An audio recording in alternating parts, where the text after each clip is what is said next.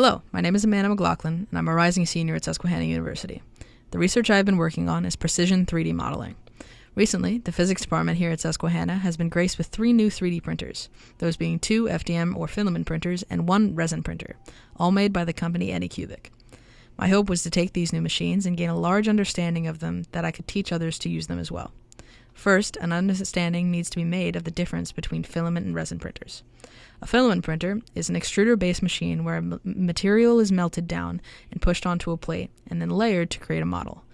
The material that is generally used is PLA, or polylactic acid. It is very easy to use and has little warp issues over time or while printing, save any calibration errors, which will be discussed later. Resin printers, on the other hand, do not have any specific ease of use aspects. Instead, its high accuracy and precision is its selling point.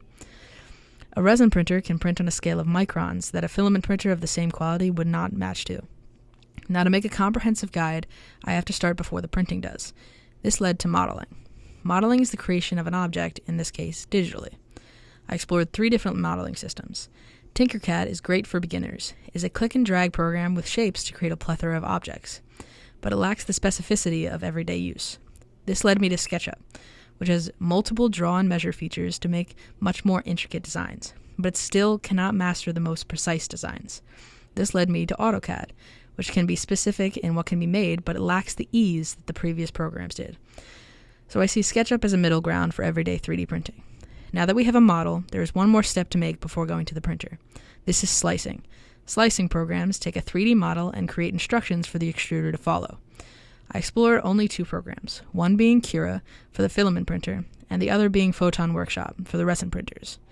These are fairly intuitive, but can be used to change the print settings, such as how much of the print is solid and how thin one layer is.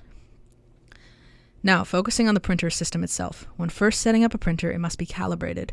This means leveling the printing bed, checking out how far the plate from the extruder is, and in the resin printer, checking exposure times. I learned that much of the time these need to be checked fairly often. Most issues arise from lack of calibration. As you can see in figure 4, this is what is printed to check the printer itself. These pictures show the same model printed on the same printer before and after I recalibrated the printer. There's a large difference, especially in the leftmost picture, where you're seeing a pushed-together corner before recalibrating. As I mentioned before, my goal is to help others to use the machines as well. So I hope to create a simple and comprehensive guide for anyone to be able to read and from start to finish print a model of their own creation. Thank you so much for your time.